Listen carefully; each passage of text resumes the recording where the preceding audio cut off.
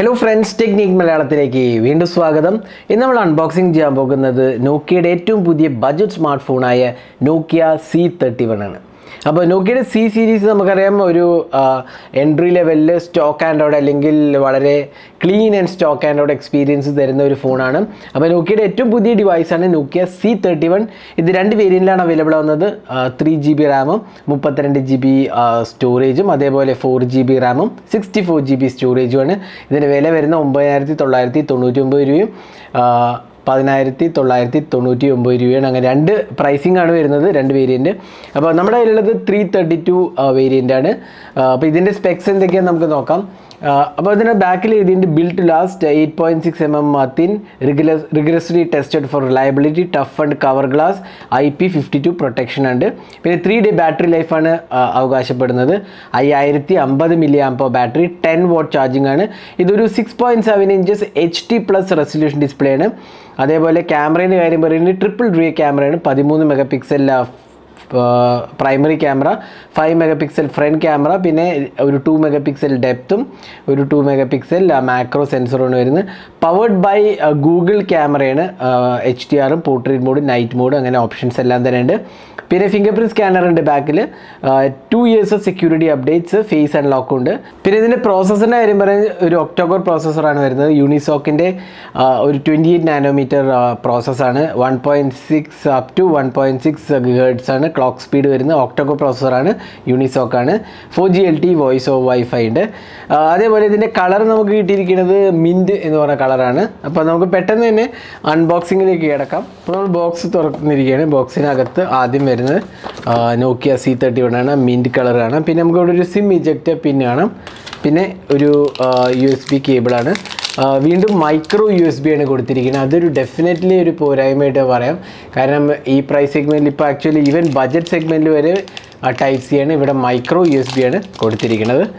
ഇനി നമുക്ക് കിട്ടുന്ന ഒരു മാനുവൽ ആൻഡ് പ്രൊഡക്റ്റ് സേഫ്റ്റി ഗൈഡാണ് ഇൻക്ലൂഡ് ചെയ്തിരിക്കുന്നത്. ഇതിനകത്ത് ഡീറ്റെയിൽസ് എല്ലാം തന്നെ കൊടുത്തിട്ടുണ്ട്. സാർ വാല്യൂ 1.35 ആണ്. പിന്നെ ബോഡി സാറ്, ഹെഡ് സാർ എന്ന് പറഞ്ഞാൽ 0.331 ആണ്. പിന്നെ ഒരു 10W അഡാപ്റ്ററാണ് കൊടുത്തിരിക്കുന്നത്. സ്റ്റാൻഡേർഡ് 10W അഡാപ്റ്ററാണ് വരുന്നത്. ഇതാണ് സപ്പോർട്ട് ചെയ്തിരിക്കുന്നത് ചാർജിങ്. അപ്പോൾ ഇത്രയാണ് ബോക്സിനകത്ത് വരുന്നത്. ഇനി നമുക്ക് ഡിവൈസ് ഒന്ന് ബൂട്ട് ചെയ്യാം. അപ്പോൾ നമ്മൾ ഫോൺ ബൂട്ട് ചെയ്യുമ്പോഴേക്കും നമുക്ക് ബാക്കിയുള്ള ഡിസൈൻ ആസ്പെക്ട്സിലൊന്ന് പറയാം. അപ്പോൾ ഇവിടെ നമുക്ക് കിട്ടുന്നത് പവർ ആൻഡ് വോളിയം കീസാണ് സൈഡിൽ വരുന്നത്. ബാക്കിൽ നമുക്കൊരു ഫിംഗർ പ്രിൻറ്റ് സ്കാനർ ഇടാം. ഈ ക്യാമറ ലേ ഔട്ട് നമ്മൾ കണ്ടില്ല, ട്രിപ്പിൾ ക്യാമറ സെറ്റപ്പാണ്. നല്ലൊരു ക്യാമറ ലേ ഔട്ടാണ്. 13 മെഗാപിക്സൽ പ്രൈമറിയും പിന്നെ 2 മെഗാപിക്സൽ ഡെപ്ത് സെൻസറും മാക്രോ സെൻസറുമാണ്. ഇവിടെ നമുക്കൊരു സ്പീക്കർ യൂണിറ്റ് കാണാം. അതേപോലെ താഴെ മൈക്രോ USB പോർട്ടും മൈക്രോഫോണാണ്. പിന്നെ മുകളിൽ 3.5 mm ഓഡിയോ ജാക്കും ഇൻക്ലൂഡഡ് ആണ്. ഇവിടെയാണ് നമുക്ക് സിം ട്രേ വരുന്നത്. അപ്പോൾ ഇത്രയാണ് ഡിസൈൻ ആസ്പെക്റ്റ് പറയുന്നത്. ഇതിൻ്റെ ബാക്ക് ഒരു ഫിനിഷാണ് കൊടുത്തിരിക്കുന്നത്, ഒരു പാറ്റേൺ അല്ലെങ്കിൽ ഒരു ഗ്രിപ്പുള്ളൊരു ഫിനിഷാണ്. നല്ലൊരു മെറ്റീരിയലാണ് എടുത്തിരിക്കുന്നത്. ടഫ് ആൻഡ് മെറ്റീരിയലാണ്, നല്ലൊരു ക്വാളിറ്റി ഉണ്ട്. ഇവിടെ ഫിംഗർ പ്രിൻറ്റ് സ്കാനർ കൊടുത്തിട്ടുണ്ട്. നല്ലൊരു ഇൻഹാൻഡ് ഫീൽ ഉണ്ട്. വളരെ സ്ലിം ആയിട്ട് എനിക്ക് തോന്നി. നല്ലൊരു ഇൻഹാൻഡ് ഫീലും ഡിവൈസിന് കിട്ടുന്നുണ്ട്. അപ്പോൾ നമുക്ക് ഡിസ്പ്ലേ ഒന്ന് പവർ ഓൺ ചെയ്യാം. ഒരു 5 മെഗാപിക്സൽ സെൽഫി ക്യാമറയാണ് കൊടുത്തിരിക്കുന്നത്. അപ്പോൾ നമ്മൾ ഫോൺ ബൂട്ട് ചെയ്തിരിക്കുകയാണ്. അപ്പോൾ ഡിസ്പ്ലേ കാണാം. ഒരു ലാർജ് ഡിസ്പ്ലേ ആണ്, HD+ റെസൊല്യൂഷൻ ഡിസ്പ്ലേ ആണ്. സൈഡിലെ ബെസിൽസ് ഉണ്ടല്ല, അത്യാവശ്യം നല്ല സൈസ് ഉണ്ട്. താഴെ നല്ലോണം സൈസ് ഉണ്ട്. മോൾ ഭാഗത്ത് നമുക്ക് ഒരു വാട്ടർ ഡ്രോപ്പ് നോച്ചാണ് വരുന്നത്. ബഡ്ജറ്റ് സെഗ്മെൻറ്റിൽ HD ഡിസ്പ്ലേ ആണ് എങ്കിലും കുറച്ചും കൂടി ബെറ്റർ ആക്കാമായിരുന്നു എനിക്ക് തോന്നുന്നു. ഒരു ഫുൾ HD എങ്കിലും കൊടുക്കാമായിരുന്നു ഈ പ്രൈസ് സെഗ്മെൻറ്റിൽ.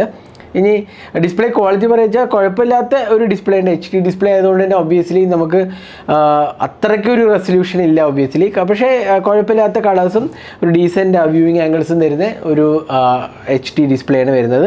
ഇനി സോഫ്റ്റ്വെയറിലേക്ക് കിടക്കാം. സോഫ്റ്റ്വെയർ നമുക്ക് വളരെ ക്ലീൻ ആൻഡ് സ്റ്റോക്ക് ആൻഡ്രോയിഡ്. ഇതാണ് ഇതിൻ്റെ ഏറ്റവും വലിയ പ്രത്യേകത. സ്റ്റോക്ക് ആൻഡ്രോയിഡ് എക്സ്പീരിയൻസ് ആണ് വരുന്നത്. അപ്പോൾ നമുക്ക് ജസ്റ്റ് ഒന്ന് സെറ്റിങ്സിൽ പോകാം.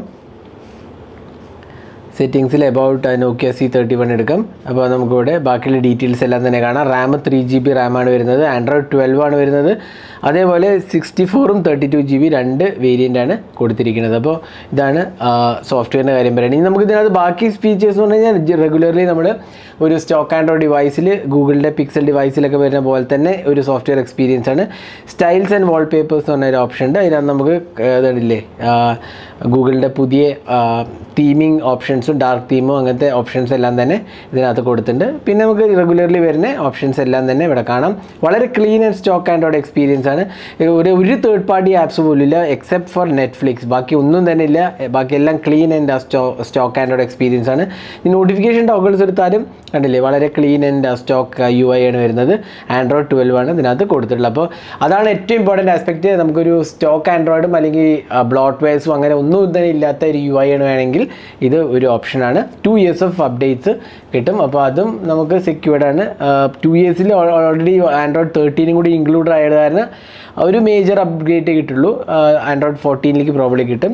ആൻഡ്രോയിഡ് 12 ആണ് ഇതിനകത്ത് വരുന്നത്. ആൻഡ്രോയിഡ് 13 വരണമായിരുന്നു, അതില്ല.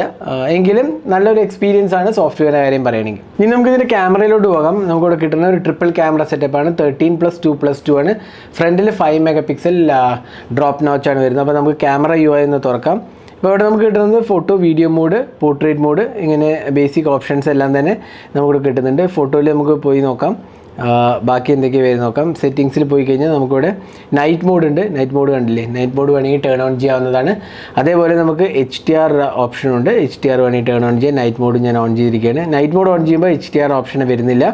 പിന്നെ ഫ്ലാഷ്, ടൈമർ, അതേപോലെ ഫേസ് റീടച്ച് ഓപ്ഷൻസ് എല്ലാം തന്നെ കൊടുത്തിട്ടുണ്ട്. പിന്നെ സെൽഫീൻ്റെ ഓപ്ഷനും കാണാം. വീഡിയോ റെക്കോർഡിംഗ് 1080p റെസൊല്യൂഷനാണ് സപ്പോർട്ട് ചെയ്തിരിക്കുന്നത്. നമുക്കിവിടെ HDR ഓപ്ഷൻ കാണാം. പിന്നെ പോർട്രേറ്റ് മോഡും ഇൻക്ലൂഡ് ആണ്. പിന്നെ മാക്രോയിലും വീഡിയോ റെക്കോർഡ് ചെയ്യാൻ നമുക്ക് ഇവിടെ കണ്ടില്ലേ, മാക്രോ മോഡുണ്ട്. മാക്രോയിലും വീഡിയോ റെക്കോർഡ് ചെയ്യാനുള്ള ഓപ്ഷനുണ്ട്. അപ്പോൾ ഇതാണ് ക്യാമറയെക്കുറിച്ച് പറയുകയാണെങ്കിൽ നമുക്ക് കുറച്ച് ക്യാമറ സാമ്പിൾസ് കാണാം. ഇതെല്ലാം Nokia C31 എടുത്ത ക്യാമറ സാമ്പിൾസ് ആണ്. ഒരു ഡീസൻറ്റ് എൻട്രി ലെവൽ സ്മാർട്ട് ഫോണിന് വേണ്ട ഒരു ബേസിക് ക്യാമറ സെറ്റപ്പാണ് ഇതിനകത്ത് കൊടുത്തിരിക്കുന്നത്. അപ്പോൾ ഇതെല്ലാം Nokia C31 എടുത്ത ക്യാമറയാണ്.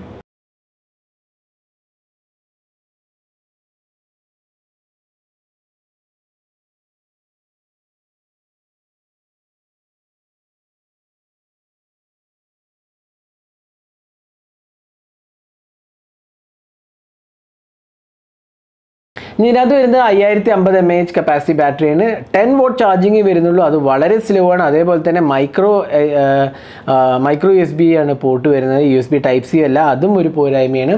ഫാസ്റ്റ് ചാർജിങ് ഒട്ടും തന്നെ ഇല്ല. ഇത് ആക്ച്വലി 5050 mAh ബാറ്ററി ഒരു 10 watt ചാർജിങ്ങിൽ എനിക്ക് തോന്നുന്നു ഒരു 3 മണിക്കൂറിലേറെ എടുക്കും ചാർജ് ചെയ്യാൻ. അതൊരു ഡെഫിനറ്റ്ലി ഒരു വീക്കർ ആസ്പെക്റ്റ് ആണ്. എങ്കിലും നല്ലൊരു ബാറ്ററി ലൈഫ് ഡെഫിനറ്റ്ലി എക്സ്പെക്ട് ചെയ്യാം. കാരണം 5000 mAh കപ്പാസിറ്റി ബാറ്ററിയും ഒരു HD+ റെസൊല്യൂഷൻ ഡിസ്പ്ലേ തരുന്നുള്ളൂ. അതുകൊണ്ട് തന്നെ നല്ല ബാറ്ററി ലൈഫ് നമുക്ക് എക്സ്പെക്ട് ചെയ്യാം. അപ്പോൾ അതും ഒരു നല്ല പോസിറ്റീവ് സൈഡായിട്ട് പറയാം.